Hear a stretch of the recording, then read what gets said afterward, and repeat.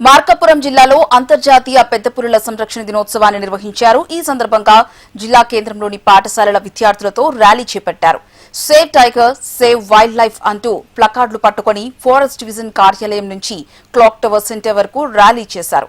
అనంతరం విద్యార్థులకు పులుల సంరక్షణపై అవగాహన కల్పించారు అటవీ శాఖ అధికారులు. అనంతరం పులుల సంరక్షణ, అడవుల రక్షణపై నిర్వహించిన వ్యాస రచన పోటీల్లో గెలుపొందిన విద్యార్థులకు బహుమతులు అందించారు.